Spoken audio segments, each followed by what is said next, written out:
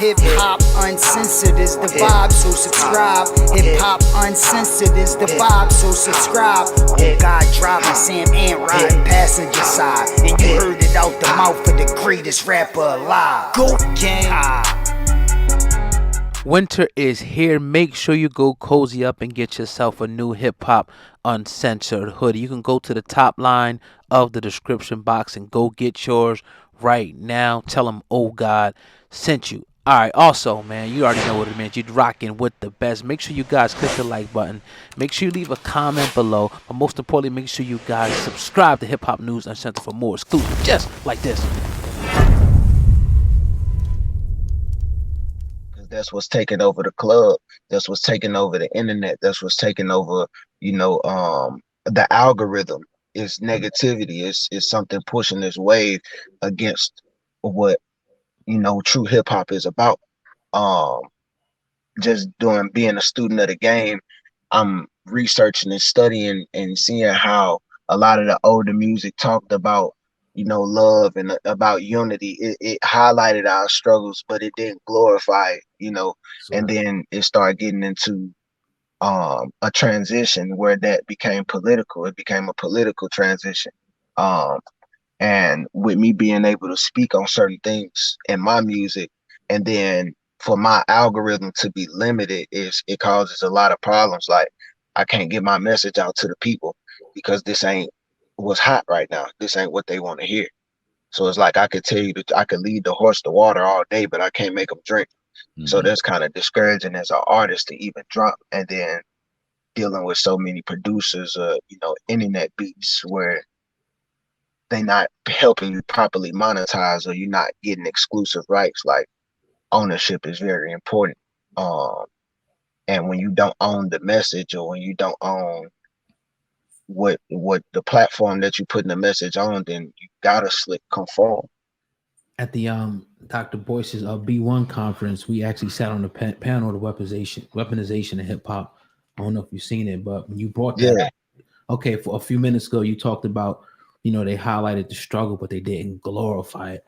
I think that was gold right there. So, in your opinion, I would like to get your opinion on how do you think hip hop is weaponized, and how do you feel about the glorification of drugs, hoes, different things like that go on. It's terrible. It's terrible, bro. I ain't mean to cut you off, but I kind of get where you're going. I'm smelling what you're smoking over there. But yeah, like, majority of the messages, like, you got your Scissors and you got your Summer Walkers and your Teyana Taylors, and just not even the name drop, but it's a certain message that's curated to our women now to go be hoes, right? Or to go to that it's okay to express yourself in a certain way. And then we got, the black youngsters and the Yo Gottis and the Dolphs that's talking about all these drugs and all these guns and all this money and killing each other. And it has a psychological effect. Like, repetition is the father of learning, first and foremost. So anything that you repetitively hear, you're gonna learn that, and you're gonna begin to portray traits of that subconsciously. You're not even gonna know you're doing it. So if I'm watching all these movies about killing, and I'm watching and listening to all this music about killing, like, that's where my mind is gonna be. So I'm gonna be attracted to environments and to situations that have this same frequency or this same vibration. I feel like it's mind control, is control of the masses, is leading us astray as a people. If I get on the track and talk about, my anger and what I do to a person, because of disrespect or because of this, and I'm venting, somebody may take that personal, and somebody may embody that or embrace that, because I didn't created that spirit. I done created that energy. So now they gonna embrace that in their real life and take heed to those words, as musicians and as artists. I feel like our voices are our most powerful tools. God said, let there be light. And then there was light, and it was good. So he spoke it into existence.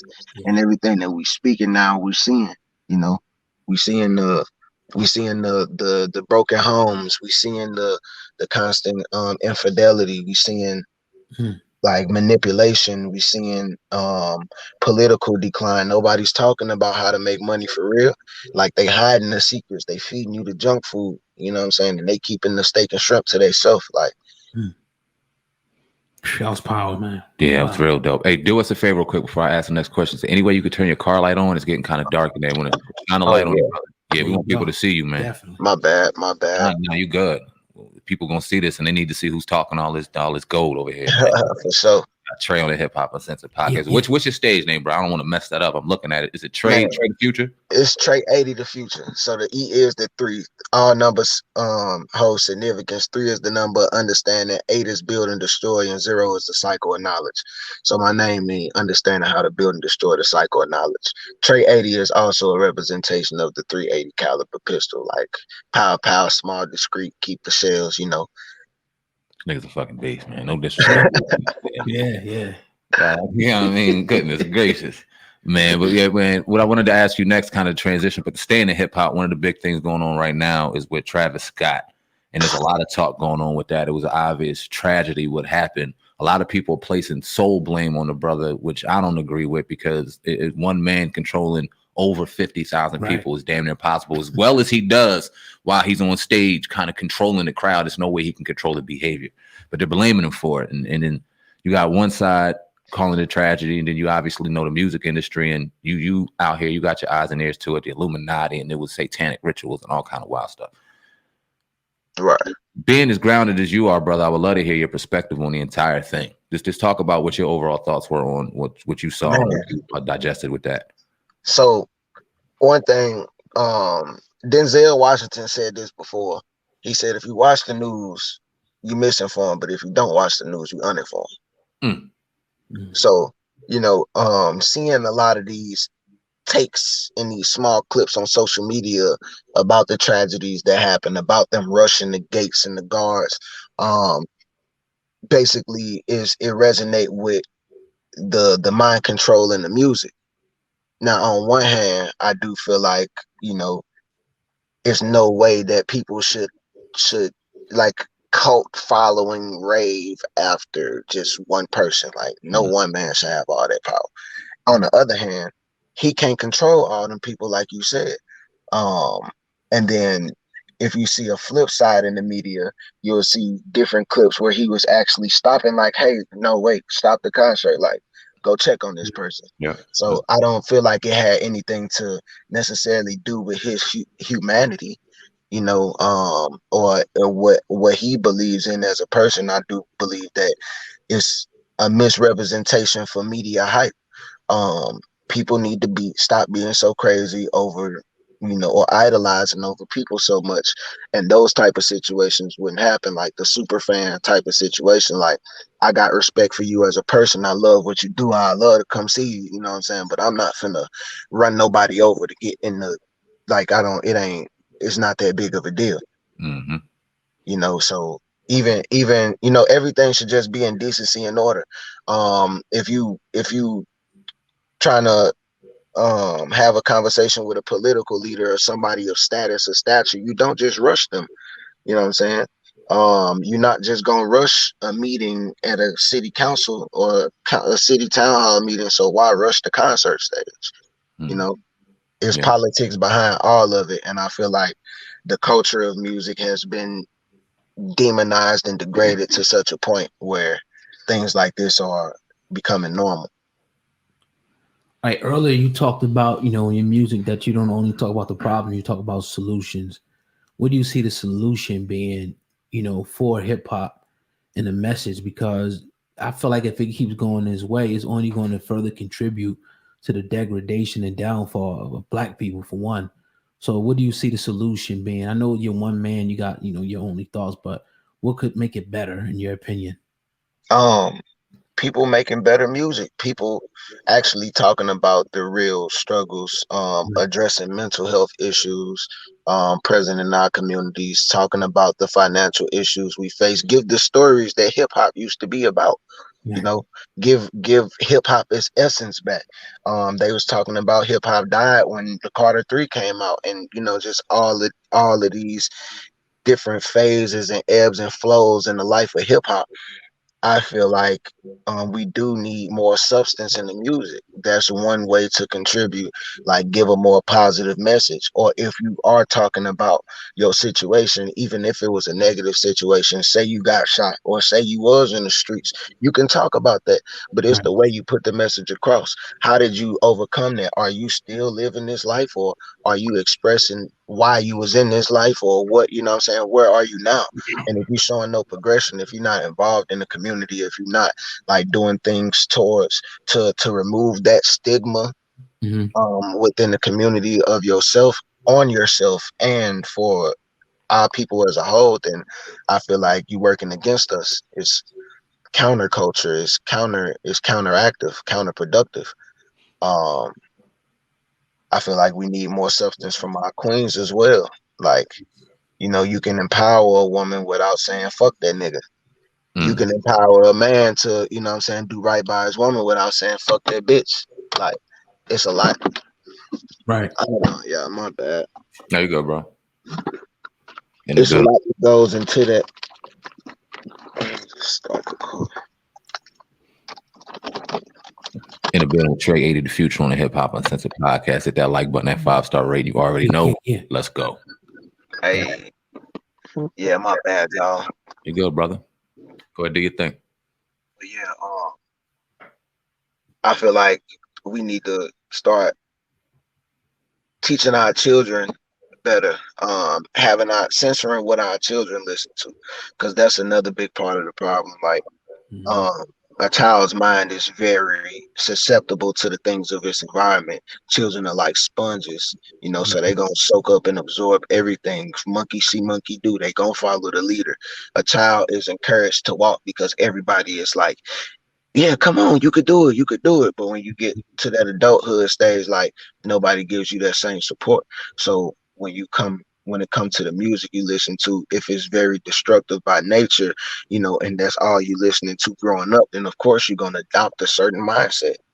I don't think that it's enough music that empowers a positive mindset, or not that it's not enough, because there's billions of artists out there and there's dope underground artists. That Right. music just not highlighted, and it's not put on the mainstream. So we can definitely create our own platforms or find a way to influence this algorithm to get that music with that message out there, so we can start implanting more positive images of ourselves in the community. Absolutely. I asked you this at the convention. I would like for you to share it with the people. You introduced us by letting us know to smile. Sorry, to smile. You came into the ball. You was fly as can be. I talked to you on a private level, and you kind of shared some of your story that you shared with the people here. And I said, how the hell, coming from where you come from, is your first thought is to smile? How are you so grounded? And then how are you so influenced to talk positive within your music whenever you in particular have every excuse not to? Talk about that with the people, how you are as grounded as you are. Man, like, to be honest, I don't even feel grounded. It's kind of more so being the change I want to see, speaking it into existence. Like, um, man, like, it's that smile to keep from crying. I resonated with that, with that shell. You know what I'm saying? Mhm. Like, but I also recognized the environment that we was in, so I felt like it was safe for me to tell y'all to relax. I felt like that was the thing to do. You know, when I'm in other environments where I don't feel that, I can't fake kick it. That's not who I am as a person. But I always want that positive light and that positivity to be shared. I shared with you that I used to send motivational messages every morning to over 3,000 contacts. Yeah.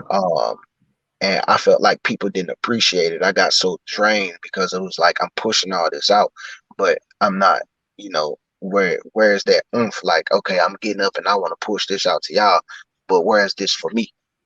So I was overexerting myself. And I've been depressed. I've been through the ringer, and it just feels so much better when you smile. Like, it bring a different light. Um, I was at an event, and people who I've been around multiple times, who I've had interactions with, they was like, "Dang, this the first time I've seen you smile. Like, and you look like a completely different person." and that stuck with me. I'm like, dang, like, have I fallen that low? So now I just, I smile on purpose. Like, I find stuff to smile about. I laugh at myself. Like, I ain't perfect. So it ain't 100% in that all the time.